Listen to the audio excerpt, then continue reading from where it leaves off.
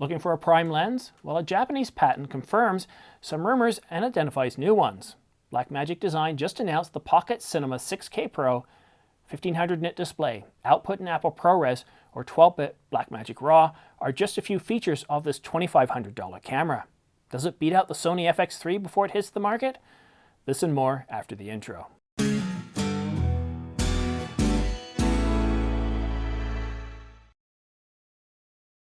Hi, I'm Simon. Thanks for tuning into The Ordinary Filmmaker. Subscribe to get notification of new videos like this one so you don't miss any news, rumors, gear reviews, or tutorials. And to make things a little bit more exciting, I'm giving away a brand new Canon EOS R5 full-frame mirrorless camera to one lucky viewer. Details are in the description down below, or you can watch this video right here. But please look at the terms and conditions, as there are some age and location restrictions. And now, for the news. Do you remember that 24mm prime that I mentioned on the weekend? Well, we have about four variants of that thanks to a Japanese patent. And that patent, 2021-18277 Alpha, lists 6 prime lenses. Now, most of what's on this list isn't really new, but it adds validity to already rumored lenses. Now, 2 of these lenses are the 24mm f1.4s, but they have slightly different back focus. Now, the third, 24mm, has an f1.8. Again, this is already on our list of rumored lenses that I showed you on the weekend. But now for something new. How would you like a 28mm f1.2? Now for me, this is definitely going in the wrong direction. I really want a 60mm f1.2 for vlogging. And you know what? I'd settle for an f1.8 or even an f2.8. I mean, obviously the lighter the better. Now many of you were also waiting for a 35mm f1.2, but once we know the price of this gem, you might find that the f1.8 is a tad more affordable. Now I'm willing to go out on a limb and suggest that the f1.8 is an STM and it's going to cost a tad less. Now keep in mind, these are patents. The final product could differ slightly or not show up at all. And I feel like the last lens, well, it has a high probability of occurring, but not this year. There's too many constraints on construction, on manufacturing and production. We've got so many issues. But the lens I'm talking about is the RF 50mm f1.4.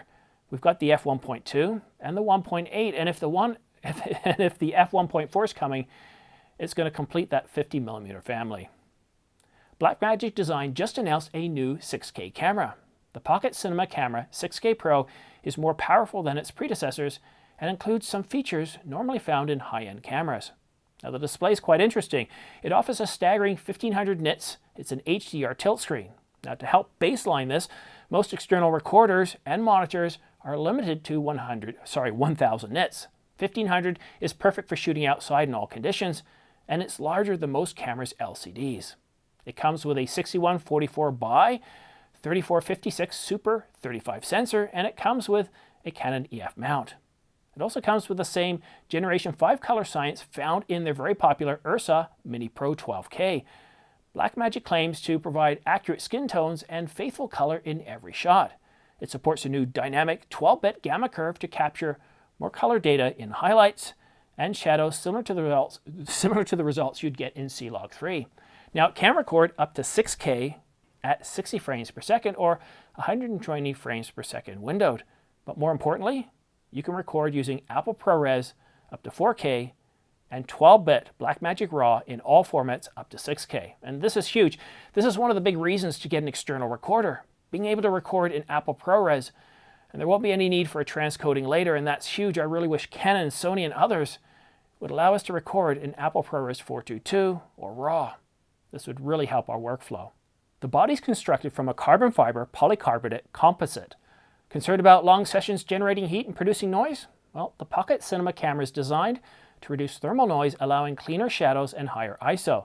It comes with internal ND filters with 2, 4, and 6 stops, 2 mini XLR audio inputs, and a larger NP F570 style battery. It has an ISO range up to 25,600 and a native ISO of 400. The Blackmagic Pocket Cinema Camera 4K and 6K use the Canon LP6 removable batteries, while the 6K Pro model uses the larger Sony NP F570 batteries. So what does it cost? The Blackmagic Pocket Cinema 6K Pro is available now for $24.95. That's the same price as the Canon R6. And while the Canon R6 is a phenomenal stills camera, and this camera can't compete with that, The Power 6K blows the doors off the R6's video capabilities. 6K video up to 60 frames per second, 120 frames per second slow motion, and the ability to record in ProRes is enough to get many of us excited about this camera. Sony will announce the FX3 next week. Has Blackmagic Design already made it obsolete? No, but we'll have to wait and see the final specs of the FX3 before deciding. But 6K, 60 frames per second, 12-bit Blackmagic RAW and Apple ProRes with the Super 35 sensor? What do you think? Does the Sony FX3 still interest you, or has the Blackmagic caught your attention, like the first time you fell in love? Tell me what you think of this camera in the comments section down below. But that's it for now. Don't forget to subscribe for your chance to win 2 Angelbird 128GB AV Pro MK2 V90 SD cards and a dual UHS 2 card reader. Or you could also win a Ulanzi LED light package with accent lights, underwater lights, and various other flat panel lights to help light your subject, or as a starter kit for starting your own channel. I'll be awarding these 2 prize bundles once the channel reaches 30,000 subscribers, and then I'll be awarding these 2 prize bundles to 2 lucky viewers once the channel reaches 30,000 subscribers, and then I'll offer up a different prize every 10,000K until the channel reaches 100,000. Now, at that rather significant milestone, I'll be awarding a brand new Canon EOS R5 full-frame mirrorless camera to 1 lucky viewer. And on that bombshell, thanks for watching The Ordinary Filmmaker. We'll see you again soon.